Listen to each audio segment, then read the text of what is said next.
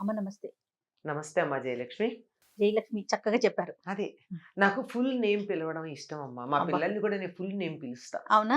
ఇన్నాళ్ళు జయ అనే అనుకున్నాను. ఓకే. ఓకే. ఇప్పుడు జయలక్ష్మి అని తెలిసాక పూర్తి పేరు పెద్దవాళ్ళు ఎందుకు పెడతారు? హ్మ్.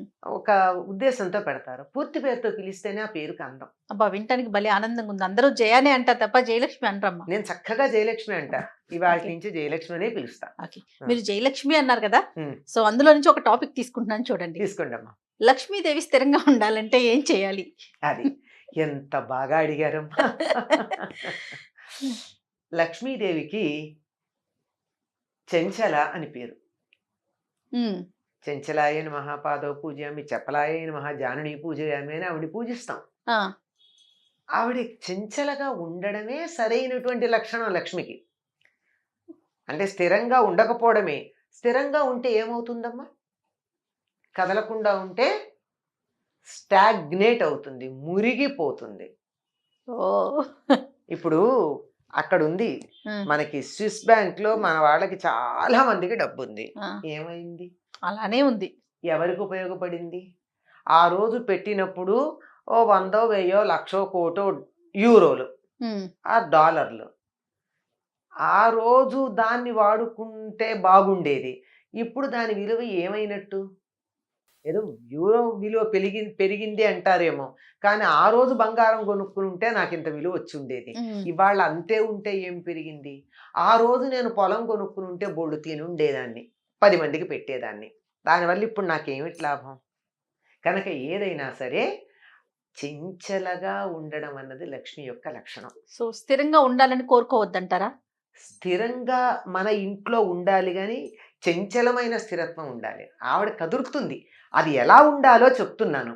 ఇంగ్లీష్‌లో కూడా కరెన్సీ అంటాం. కరెన్సీ అంటే ఏమిటర్థం? కరెంట్. ఓహో! ప్రవాహశీలము. ప్రవహిస్తుంటేనే దానికి విలువ. కదలాలంటే ఎప్పుడు కదులుతుందమ్మా? వెళ్ళిపోవడం కాదు గదా! ఆ! వస్తూ ఉంటుంది, వెడుతూ ఉంటుంది. వస్తూ ఉంటుంది, వెడుతూ ఉంటుంది. ఓహో! నీళ్లు అలా ప్రవహిస్తూ ఉంటే స్వచ్ఛంగా ఉంటాయి. ప్రవహించకపోతే వాసనొస్తాయి. వాసనొస్తాయి. నీరు స్వచ్ఛంగా ఉండడానికి ప్రవాహం ఎంత అవసరమో, ధనం కూడా దాని విలువ కలిగి ఉండడానికి అది ప్రవహిస్తూ ఉండాలి. వస్తూ ఉండాలి, ఇక్కడ ఉండకూడదు వెళ్ళి, మళ్ళీ అది వెళ్ళి రీజనరేట్ అవుతూ ఉండాలి. సరే. వస్తూ ఉండాలంటే ఏం చేయాలో చెప్పండి? అది. మీరట్లా అడిగారు అది బావుంది. ఎందుకంటే, హ్మ్. లక్ష్మి తాను ఉంటాను అని చెప్పినటువంటి ప్రదేశాలు కొన్నున్నాయి. తన స్థానాలుగా. హుహుహు. పసుపు, పువ్వులు, ఏనుగు యొక్క కుంభస్థలం హ్మ్. లక్ష్మీప్రదం అంటారు దాన్ని చూస్తే. అంటే ఇంట్లో పెట్టుకుంటే కాదు సుమా చూస్తే. ఆ! ఆ! లక్ష్మీ కళగా కనిపిస్తూ ఉంటుంది. అట్లా చెప్పినటువంటి ప్రదేశాల్లో దీపము హుహు. ఇలాంటివి. వా అలాంటి వాటిల్లో ఆవిడ ఇంకా ఇష్టంగా వచ్చి కాసేపు కూర్చోవాలి కదా! ఆ! అలా కూర్చోవాలంటే ఆవిడ కూర్చునే చోటు ఇవ్వాలా? ఇవ్వాలి కదా మనం.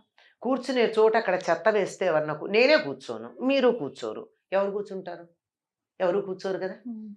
కనుక ఆవిడొచ్చి కూర్చోవాలంటే సరైనటువంటి స్థలం ఉండాలి. శుభ్రంగా ఉండాలి. శుచిగా ఉండాలి. ఆ! శుచి, శుభ్రత అని రెండున్నాయి. ఆ 2 ఉంటే లక్ష్మీదేవి ఉంటుంది. హ్మ్. శుభ్రత అంటే పరిసరాలు నీట్‌గా ఉంచటం. హ్మ్. శుచి అంటే ఇది ప్రవర్తనకి సంబంధించింది. మన ప్రవర్తన సవ్యంగా ఉండాలి. అబద్ధం ఆడకూడదు. దొంగతనం చేయకూడదు. తిట్టకూడదు. చెత్త మాటలు మాట్లాడకూడదు. దురాలోచనలు చేయకూడదు. హ్మ్. ఇవన్నీ ఉన్న చోట లక్ష్మి తాను ఉంటాను అని చెప్పింది.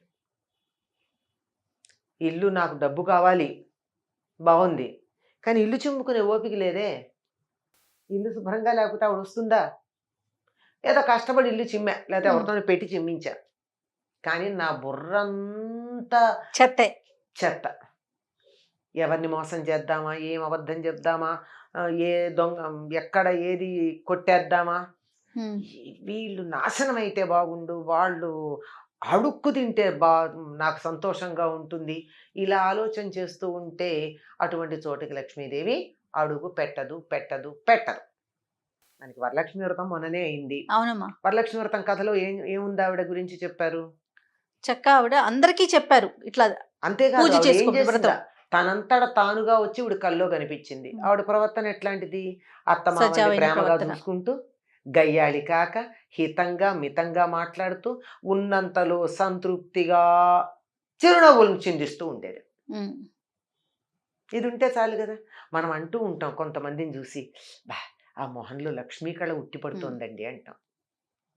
లక్ష్మీ కళ ఉట్టి పడుతోందంటే అందంగా ఉన్నారనా? వాళ్ళేం పెద్ద అందంగా ఏమి ఉండరు.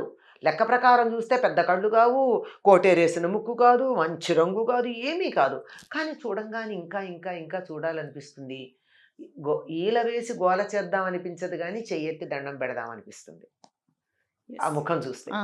అటువంటి దానికి లక్ష్మీ కళ అంటారు. ఎందుకుంటుంది? వాళ్ళ మనసు బాగుంది గనక. లక్ష్మి స్థిరంగా ఉండాలంటే చాలా మామూలు ఇవన్నీ కాస్త వేగ్గా అనిపిస్తే మామూలుగా ఒక ఫార్ములా లాగా చెప్పాలి అంటే, సూర్యోదయానికన్నా ముందు గుమ్మంలో ముగ్గేసుకుని, ఇల్లు చిమ్ముకుని, ఇంట్లో అందరూ స్నానం చేసి ఉంటే ఆ ఇంటికి లక్ష్మి వస్తుంది. ఆలోచించండి ఎంతమందికి వీలవుతుందో. అది. సూర్యోదయం తర్వాత మంచాల మీద మనుషులు కనపడితే, "ఆహ్! ఇప్పుడు మన పని లేదులే ఇక్కడ" అని అలా ఆవిడ వెళ్ళిపోతుందట. గుమ్మం దాకా వచ్చి కూడా. ఆ హ్మ్. లోపలే అందరూ మెలకువ తెచ్చుకోవాలి. పాచి బట్టలు, పాత బట్టల మూటలు, చెత్త, బూజు, దుమ్ము ఉన్న చోట లక్ష్మీదేవి అడుగు పెట్టను అని చెప్పింది. హ్మ్. సాలీడుని కూడా స్త్రీ అంటారు. అయినా హ్మ్. సరే ఆవిడ సాలీడుంటే ఆవిడ ఉండదు. ఉండదు. ఉండదు. బూజులు వేలాడుతున్న ఇంట్లో, పాచి ఉన్న ఇంట్లో ఉండదు. స్పష్టంగా చెప్తుంది. విప్పిన బట్టలు దరిద్ర హేతువులు. హుహు. మనకి ఒక జానపద గేయం ఉంటుందమ్మా. ఇంట్లో ఆడవాళ్ళు పాడుకుంటారు. ఆడవాళ్ళు పాడేదే. లక్ష్మీ జ్యేష్ఠ సంవాదం అది. హుహు. ఆ ఇద్దరు అక్క జ్యేష్ఠాదేవిది చెల్లెళ్ళు. అక్క ఆ! చెల్లెలిది. ధర్మరాజు యూదంలో ఓడిపోయాడు. అరణ్యవాసానికి వెళ్ళాలి. సంపదలన్నీ వదిలేసి అంటే, జ్యేష్ఠాదేవి బాధపడుతుంది. ఆయన దగ్గరికి ఎట్లా వెడతాను? నేను వెళ్ళగలిగిన లక్షణం ఒక్కటి లేదు ఆయన దగ్గర అంటుంది. ఆ! జ్యేష్ఠాదేవి. ఆ! కట్టి విప్పిన బట్ట కట్టడే రాజు. ఆడి విడిచిన నీరు ఆడడే రాజు. ఎట్లా వెడతానమ్మా నేను? ఒకసారి కట్టుకున్న బట్ట మళ్ళీ కట్టుకోడు. ఆయన దగ్గరికి ఎట్లా వెడతాను? ఒకసారి కట్టుకుని విప్పిన బట్ట దాంట్లో జ్యేష్ఠాదేవి ఉంటుంది. అంటే మలినం ఉంటుంది గదా! అవును. అందుకని ఆయన ఎప్పుడు అట్లా ఉండడు గదా! శుచిగా ఉంటాడు గదా! నేను ఎలా వెడతాను ఆయన దగ్గరికి? ఆడి విడిచిన నీరు ఆడడే రాజు. ఒకళ్ళు స్నానం చేసి వదిలిపెట్టిన నీళ్లు మళ్ళీ స్నానం చేయడు. అంటే మన వాళ్ళు మీకు గుర్తుందో లేదో ఇంట్లో చెప్తారు.